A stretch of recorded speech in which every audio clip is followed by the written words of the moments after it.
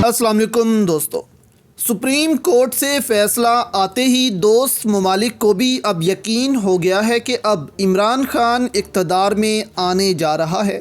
جیسے امریکہ سے بھی بریڈ شرمین نے سپریم کورٹ کے فیصلے کے بعد عمران خان سے فون پر بات کی اور کہا کہ پی ڈی ایم کو بھی اب یہ فیصلہ ماننا ہوگا۔ اس سے ظاہر ہے کہ اب بہت سے ممالک کو پتہ لگ گیا ہے کہ عمران خان دوبارہ اقتدار میں آنے جا رہا ہے۔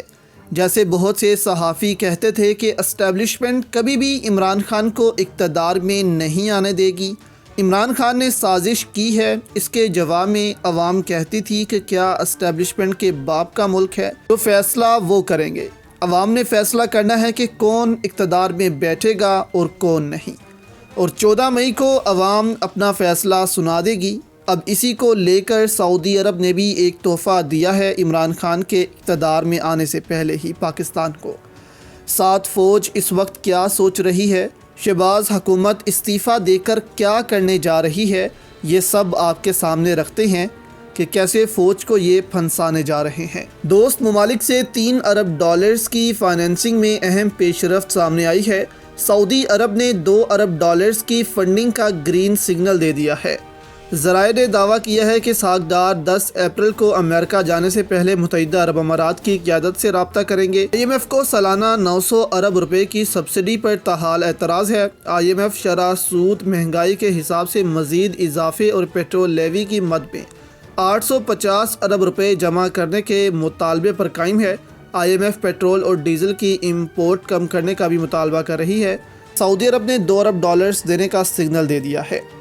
اب سوال یہاں یہ بنتا ہے کہ آخر ایک دم سے سعودی عرب نے یہ پیسہ دینے کا اعلان کیوں کیا ہے؟ اس سے پہلے تو سعودی عرب دینے کو تیار نہیں تھا۔ تو اس کی وجہ ہے دوستو عام انتخابات۔ سعودی عرب بھی یہی چاہتا ہے کہ پاکستان میں عام انتخابات کی راہ ہموار ہو اور ملک میں الیکشن ہو۔ اب سپریم کورٹ نے فیصلہ سنایا تھا تو اس کے بعد سعودی عرب نے بھی بڑا اعلان کیا ہے، اور اس کی 2 وجہ ہیں۔ پہلی تو یہ کہ موجودہ حکومت جو بول رہی تھی کہ پیسہ نہیں ہے، ہم الیکشن کے لیے پیسہ نہیں دے سکتے، اکتوبر میں حالات بہتر ہوں گے تو ملک بھر میں ایک ساتھ انتخابات کروا دیں گے تاکہ ان کو دھاندلی کرنے کا موقع ملے اور کچھ ٹائم اور ملے جس سے یہ الیکشن کو اور آگے لے کر جائیں۔ لیکن سعودی عرب نے 2 ارب ڈالرز کے لیے حامی بھر لی ہے ایک دم، جس کے بعد یہ اب مجبور ہوں گے الیکشن کمیشن کو 20 ارب روپیہ دینے میں، کیونکہ پیسہ اب آ گیا ہے۔ تو ایک بڑا تماچا مارا ہے سعودی عرب نے بھی ان کے منہ پر کہ پیسوں کی وجہ سے بھاگنے نہیں دیں گے الیکشن سے۔ تو یہ ایک بڑا تحفہ ہے عمران خان کے لیے۔ دوسرا یہ کہ نواز شریف سعودی عرب جا رہے تھے، اب کہا جا رہا تھا کہ دعوت وغیرہ کچھ نہیں آئی، صرف شہباز شریف جا رہے تھے سعودی عرب، اس وجہ سے اپنے بھائی کو ساتھ لے کر جا رہے ہیں تاکہ کوئی ڈیل حاصل کر سکے۔ اب نواز شریف کو وہاں لے کر جا کر سعودی عرب کو منایا جانا تھا کہ اب 2 ارب ڈالرز دینے کی حامی بھر لیں، اور اگر وہاں سعودی عرب مان جاتا حامی بھر لیتا، پھر وہاں جا کر کہا جانا تھا کہ دیکھا سعودی عرب نے نواز شریف کی گارنٹی مانگی تھی کہ اگر نواز شریف کہے گا تو 2 ارب ڈالرز دیں گے پاکستان کو۔ لیکن اب عربوں نے نواز شریف کا یہ پلان بھی خاک میں ملا دیا ہے اور پہلے ہی اس کا اعلان کر دیا ہے کہ نواز شریف اس پر بھی سیاست نہ کر سکیں۔ دوسری جانب دوستو، اس وقت پاکستان کی اسٹیبلشمنٹ پھنس چکی ہے چوروں کے ساتھ کھڑے ہو کر۔ عوام میں ان کی مقبولیت بہت زیادہ گر چکی ہے۔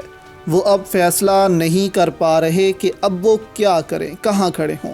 لیکن پی ڈی ایم نے اسٹیبلشمنٹ کو پھنسانے کے لیے ایک اور پلان بنا لیا ہے۔ شاہین صہبائی کے مطابق ایک ضروری اعلان، حکومت بہت تیزی سے سوچ رہی ہے کہ استعفیٰ دے کر انتخابات کا بائیکاٹ کا اعلان کر کے جتھے لا کر سپریم کورٹ پر حملہ کریں، فوج اور عدلیہ کو آپس میں لڑا دیں اور کسی طرح انتخابات نہ ہونے دیں۔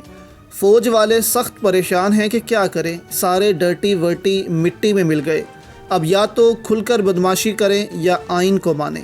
حل صرف ایک ہے، سارے بڑے پہلوان یعنی وزیر اعظم، آرمی چیف، الیکشن کمشنر گھر جائیں، صاف لوگ آ کر گندگی صاف کریں، الیکشن کرائیں، تمام پاکستانی الیکشن کا خرچہ دینے کو تیار ہیں۔ آخری منصوبہ ہے پی ڈی ایم کا، اگر یہ کیا حکومت نے تو اسٹیبلشمنٹ کو سمجھ جانا چاہیے کہ عوام پوری طرح عدلیہ کے ساتھ کھڑی ہوگی اور آپ کی جو مقبولیت ہے وہ اور زیادہ گر جائے گی۔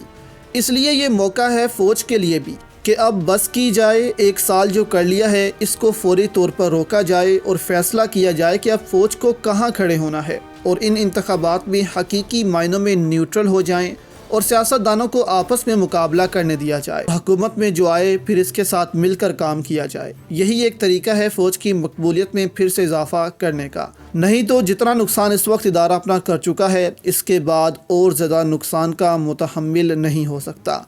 پی ٹی آئی تو اب یہ اشارہ بھی دے چکی ہے کہ کوئی انتقامی کارروائی نہیں کی جائے گی افسران کے خلاف۔ کوئی یہ نہ ڈرے کہ پی ٹی آئی آئے گی تو ادارے کے افسران کے خلاف کارروائی شروع کر دے گی، ایسا نہیں ہوگا۔ ادارے کو خود یہ فیصلہ کرنا ہوگا کہ وہ کیا کرتے ہیں، اس میں پی ٹی آئی مداخلت نہیں کرے گی۔